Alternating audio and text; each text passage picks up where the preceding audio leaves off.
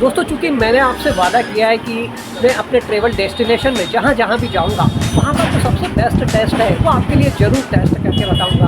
तो उसी कड़ी में मैं फ़िलहाल इंदौर में घूम रहा हूँ और इंदौर में अभी मैं इस समय जहाँ हूँ वो इलाका कहलाता है मल्हारगंज। जी हाँ, ये इंदौर के सबसे प्राचीन या जिसे कहें कि पुरातन इलाकों में से आता है। मल्हारराव होलकर ने यहाँ पर बसाहट की थी, उन्हीं के नाम पर इस एरिया को मल्हारगंज कहा जाता है। दोस्तों, यहाँ पर ढेर सारी गलियाँ हैं और उन गलियों के अपने नंबर हैं और उन गलियों की अपनी कहानियाँ हैं, लेकिन साथ ही उन कहानियों के साथ यहाँ हर गली का अपना एक टेस्ट है। दोस्तों, नोमैड लोकेश 99 के एक और एपिसोड पर आपका स्वागत है। मैं घूम रहा हूँ इस समय इंदौर की गलियों में। इंदौर क्लीनेस्ट सिटी तो है ही इंडिया का, सातवीं बार यदि यह सफाई में अव्वल आता है तो यह एक रिकॉर्ड बनाने का, और साथ ही खाने पीने के मामले में भी इंदौर का कोई तोड़ नहीं है। तो दोस्तों, टेस्ट की इसी तलाश में मैं आपको लेकर आ गया हूँ मल्हारगंज के न्यू अग्रवाल फरियाली सेंटर पर। अब आप कहेंगे कि इसमें क्या नई बात हुई, लेकिन अभी जब आप थोड़ी देर बाद देखेंगे तो आपको खुद पता चलेगा कि इंदौर में फरियाली खिचड़ी के साथ भी किस तरह का एक्सपेरिमेंट होता है, किस तरह से वो बनाई जाती है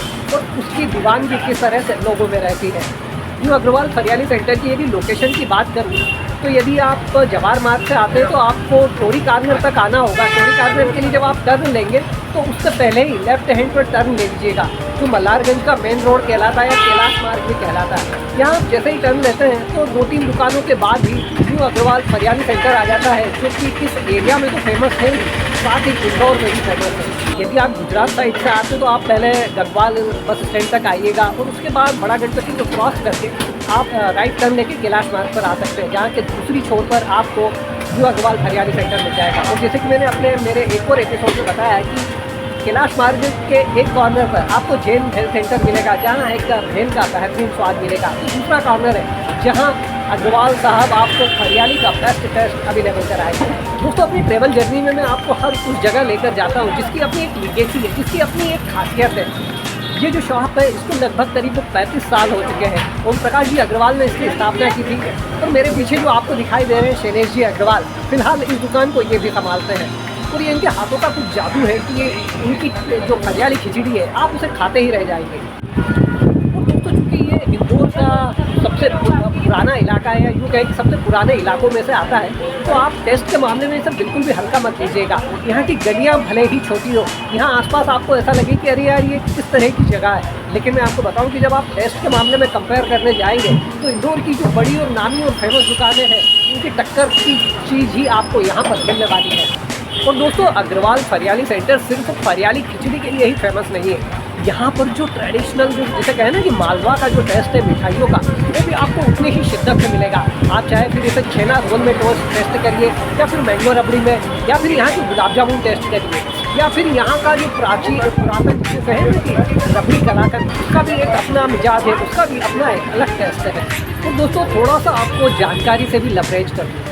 ये जो साबूदाना है सबसे पहले भारत में ऐसा माना जाता है कि त्रावणकोर में 1860 में अकाल पड़ा था। तब जो वहाँ के राजा थे उन्होंने अपनी प्रजा को भुखमरी से बचाने के लिए साबूदाना की जो जड़ थी उसकी खोज की थी, अब वो इसे त्रावणकोर तक लेके आए थे। लेकिन यदि आधुनिक भारत की बात करें तो 1940 में साउथ ईस्ट एशिया से साबूदाना सबसे पहले भारत में आया और तमिलनाडु के सेलम में सबसे पहले इसकी फैक्ट्री की शुरुआत हुई थी। तो दोस्तों, अब मैं शैलेश भैया से ही पूछता हूँ कि उनकी जो फरियाली खिचड़ी है वो किस तरह से इतनी टेस्टी बनती है। आइए देखते हैं कि वो बनती किस तरह से, मैं उन्हीं से जानना चाहूँगा। वो बनते हुए भी देखेंगे कि उस फरियाली खिचड़ी में ऐसा क्या रहता है जो लोग उसके इतने दीवाने हैं। तो दोस्तों, मेरे सामने अब शैलेश भैया हैं जो कि दुकान के प्रोप्राइटर हैं।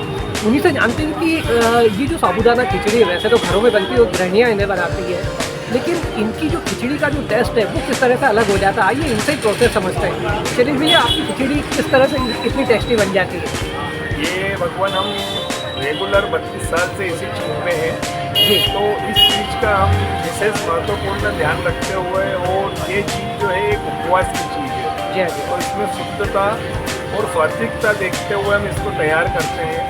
इसको तैयार करने में हमें पूरा 1 दिन लगता है। इसमें हम साबूदाना जो रहता है, बेसिकली लेडीज़ है जो घरों पे रहती है वो बनाती है तो 1-1.5 घंटे पहले गला देती है। जी हाँ जी हाँ। हम इसको कम से कम 10 से 12 घंटे पहले गलाते हैं, अच्छा, तभी ये साबूदाना इतना नर्म हो जाता है। इतना सॉफ्टनेस आता है। ओके। गलाने के बाद फिर इसको हम क्या करते हैं कि हर 2-3 घंटे में पानी से छिड़काव करते हैं, तो उसमें नरमाशपन आती रहती है। फिर 12 घंटे बाद जैसे अपन पोहे बघाड़ते हैं वैसे इसको हम बघाड़ते हैं, जी हाँ और बघाड़ने के बाद फिर इसको हम बफे पे रखते हैं जो स्टीम भाप पे रहता है। जी। फिर 1 घंटा हम उसको स्टीम भाप पे रखते हुए, ये दोस्तों इस तरह से स्टीम भाप पे रखा जाता है। जी हाँ जी हाँ। स्टीम भाप पे गर्म होता है। 1 घंटे गर्म होने के बाद इस पे फिर हम ये अन्य तरह के मसाले मिलाते हैं। जी हाँ जी हाँ। हमारे मसाले में भी सब अलग अलग चीज़ें रहती है, शक्कर अलग रहता है, मसाला अलग रहता है, नमक अलग रहता है। जिसको जिस हिसाब से लगता है फिर हम उसको वैसे तैयार करते हैं। किसी को शुगर फ्री चाहिए, किसी को ब्लड प्रेशर है तो नमक नहीं खाते हैं, तो सब मसाले हमारे अलग हैं। दोस्तों शैलेश भैया की जो लेगेसी है वो अभी बता रहे थे, मैं उनसे जब चर्चा कर रहा था, तो इन्होंने भी जो अपनी शॉप की जो शुरुआत की थी वो ठेले से ही की थी। यहीं पे वो बता रहे थे कि इसी लाइन में आगे टेडी कॉर्नर से थोड़ा सा पहले वो एक जो स्टॉल होता है, जो ठेला होता है, वहाँ पर उन्होंने लगातार इस दुकान को संचालित किया है। और उसके बाद फिर कोरोना के बाद इस शॉप को खरीदा और फिलहाल यहाँ पर अपने बिजनेस को रन कर रहे हैं। ये दुकान हमारी साहब 1991 से स्टार्ट है, जो सतत चलती हुई आ रही है। और हमारी शुरुआत एक छोटी सी ठेला गाड़ी से ही करी थी हमने, जिसको हमने 31 साल एक ही जगह पे लगा के रखा था, और वहाँ से हमारी साहब बनते बनते बनते आज हम यहाँ पे बैठे हैं। दोस्तों ये कंसिस्टेंसी का महत्व है। जब आप मेरा दूसरा चैनल मोटिवेशनल लोकेश शर्मा देखते हैं तो मैं उसमें भी अपने मोटिवेशन में बताता हूँ कि यदि आपको ज़िंदगी में सफलता चाहिए तो जो सबसे ज़्यादा और बड़ी ज़रूरी चीज़ है वो है कंसिस्टेंसी, यानी कि निरंतरता, यानी कि अनवरतता। यदि आप अपनी चीज़ों पर, अपने काम पर, अपने प्रोडक्ट पर अनवरत है, निरंतर है, अपने प्रयासों में लगातार है, तो फिर आपको सफल होने से कोई नहीं रोक पाएगा। जो साबूदाना जो खिचड़ी है यह बेसिकली एक इंडियन डिश है, भारत में ही इसे बनाया जाता है। और वास्तव में जो भारत की महिलाएं हैं जो उपवास के दौरान इसका सबसे ज़्यादा इस्तेमाल करती थी। लेकिन जिस तरह से मैंने कहा कि इंदौर अपने स्वाद को लेकर, अपने जो डिश है उनकी क्रिएटिविटी को लेकर फेमस है, तो यहाँ पर जो साबूदाना होता है वो भी बेहद अद्भुत तरीके से बनाया जाता है। और इसकी जो खिचड़ी होती है उसका टेस्ट अपना निराला होता है। और पिछले 25-30 सालों में इंदौर में जो साबूदाना खिचड़ी का जो रुझान है वो शीर्ष पर है। यहाँ की जो सबसे फेमस चीज़ें इंदौर में पोहा होता है, सेव होती है, कचौरी होती है, समोसा होता है, और साथ ही यहाँ पर सैंडविच जो साबूदाना खिचड़ी का भी अपना एक टेस्ट है। साबूदाना खिचड़ी में साबूदाना होता है, आलू होता है, मूंगफली दाना होता है, और उसके साथ में उस पर हरी मिर्च, धनिया और साथ में जो घरेलू मसाले होते हैं उनका इस्तेमाल होता है। लेकिन ये पूर्णतः फलाहारी होता है, यानी कि आप इसे उपवास में इस्तेमाल कर सकते हैं। जो साबूदाना खिचड़ी होती है वो मध्य प्रदेश के साथ ही महाराष्ट्र, गुजरात और कर्नाटक तक आपको मिल जाएगी। ये हमारा फुसफुस। दोस्तों और ये अब शैलेश भैया की फरियाली खिचड़ी बनना चालू हुई है। इसमें सबसे पहले उन्होंने साबूदाना और आलू का जो मिक्सचर होता है उसे डाला, और उसके बाद जो उनके होममेड मसाले हैं वो डाले जा रहे हैं। और आप मसाले डालने की नज़ाकत भी देखिए, कितने नज़ाकत से उन्हें डाला जाता है कि कहीं भी यदि थोड़ा सा कम या ज़्यादा हो गया तो वो मिक्सचर बिगड़ सकता है, उसका टेस्ट बिगड़ सकता है।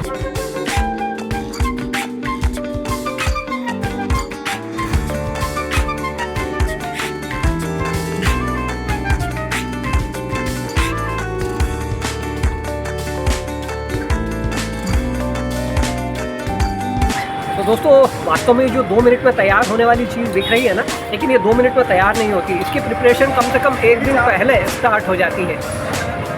ये इसका हरे धनिए से गार्निशिंग हुआ है, इसके ऊपर जो लच्छा वाला जो मिक्सचर है वो डाला जा रहा है, फरियाली, जो इसके लुक को एनहेंस कर देता है और अपने आप आपके मुंह में पानी आ जाता है कि अब तो इसे खाना ही पड़ेगा। तो साथ में शैलेश भैया ने जो चिप्स रखी हैं और साथ में खाने के लिए आपके चम्मच आ चुकी है, और साथ में हरी मिर्च भी रख देते हैं क्योंकि मालवा में लोग हरी मिर्च को भी पसंद करते हैं। और ये दोस्तों फाइनली न्यू अग्रवाल फरियाली सेंटर की खिचड़ी है जो कस्टमर के लिए रेडी हो चुकी है। तो दोस्तों चूँकि शैलेश भैया ने अपने हाथ से मेरे लिए इस फरियाली खिचड़ी को तैयार कर दिया तो मेरा भी फर्ज बनता है कि इसे टेस्ट तो किया जाए। जिस खिचड़ी के इतने दीवाने हैं, इस खिचड़ी में आखिर ऐसा क्या है, आइए देखते हैं कि इसका टेस्ट किस तरह से है।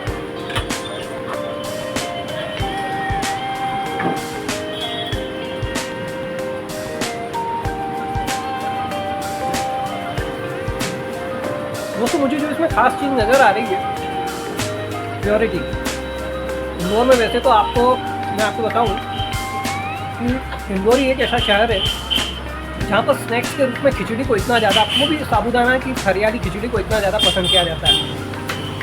बेसिकली साबूदाना खिचड़ी पहले घरों में फास्ट के रूप में बनती थी, हरियाल के तौर पर बनती थी, लेकिन इंदौर में क्योंकि टेस्ट को लेकर अपनी दीवानगी है तो लोग किसी भी चीज़ को अपना लेते हैं। तो पिछले कुछ सालों में, पिछले 25-30 सालों में स्नैक्स के रूप में हरियाली खिचड़ी भी इंदौर में धड़ल्ले से बेची जाती है। लेकिन हालांकि हर खिचड़ी का अपना टेस्ट होता है, लेकिन जो शैलेश भैया की जो खिचड़ी है उसको खाने में जो मैं महसूस कर रहा हूँ कि जो साबूदाना है वो पूरी तरह से गला हुआ है, मसालों का प्रॉपर टेस्ट है, तो साथ ही जो एक क्वालिटी है, जब आप इसे खाते हैं तो अपने आप ही आपको मुँह में पता चल जाता है कि यार प्योर इंग्रेडिएंट इसके अंदर डले हुए हैं। और दोस्तों अभी चर्चा में मैंने जब शैलेश भैया से मैं बात कर रहा था तो उन्होंने कुछ और भी बेहतरीन चीज़ें बताई अपनी हरियाली खिचड़ी के बारे में। आइए उनके मुँह से सुनते हैं कि वो क्या बताना चाह रहे हैं।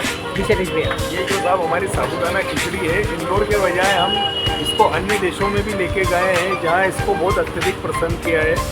जैसे मैं आपको उदाहरण के तौर पर बताऊँ तो मैं इसको हम लोगों ने सबसे पहले स्टार्ट करा था महाराष्ट्र से हम फिर इसको लेके गए दिल्ली, हैदराबाद, फिर दिल्ली हैदराबाद से हमारा काम आगे बढ़ा तो हमने इसको दुबई तक में खिलाया। दुबई के बाद हम थाईलैंड लेके गए, पूना, गोवा, अधिकतर शहरों में हमने हमारे खिचड़ी के स्टॉल लगाए जहाँ इसे सभी ने पसंद करा। तो दोस्तों देखिए ये जो इंदौरी खिचड़ी है यह सिर्फ इंदौरी नहीं है, लोकल नहीं है, ये पूरे विश्व का भ्रमण कर चुकी है और साथ ही अपने स्वाद का डंका पूरे विश्व में बजा चुकी है। इसको मोदी जी ने भी पसंद कराया है।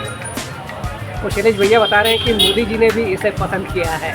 दोस्तों नोमेड लोकेश 99 के इस एपिसोड में फ़िलहाल बस इतना ही। बड़ी तसल्ली से मैंने यहाँ की जो हरियाली खिचड़ी है, साबूदाना जो खिचड़ी होती है उसका टेस्ट किया और मुझे बड़ा मज़ा आया है। यहाँ शूट करने में भी, शैलेश भैया से मुलाकात में भी और साथ ही इनकी डिश को टेस्ट करने में भी। चलता हूँ, जल्द ही मिलता हूँ आपसे फिर किसी नए ट्रैवल डेस्टिनेशन पर, वहाँ के फूड, रहन सहन, कल्चर और रीति रिवाज के साथ। तब तक के लिए अपने हाथ ख्याल रखिएगा। Good bye, good night, Shaba खैर। और यदि अभी तक आपने मेरा चैनल नोमेड लोकेश 99, जी हाँ मेरे चैनल का नाम यही है, नोमेड लोकेश 99, इसका स्पेलिंग है NOMADLOKESH99। यदि अभी तक आपने मेरे इस चैनल को सब्सक्राइब नहीं किया है तो प्लीज़ इसे सब्सक्राइब कर लीजिएगा, क्योंकि अगले कुछ सालों में पूरे वर्ल्ड को घूमने की तमन्ना है। यदि इस सफ़र में आपका साथ रहा तो यह सफ़र बेहद मज़ेदार होने वाला है, इसलिए मेरे साथ बने रहिएगा। चलता हूँ, जल्दी मिलता हूँ आपसे फिर किसी नए ट्रैवल डेस्टिनेशन पर। तब तक के लिए अपना खास ख्याल रखिएगा। Good bye, good night, Shaba खैर।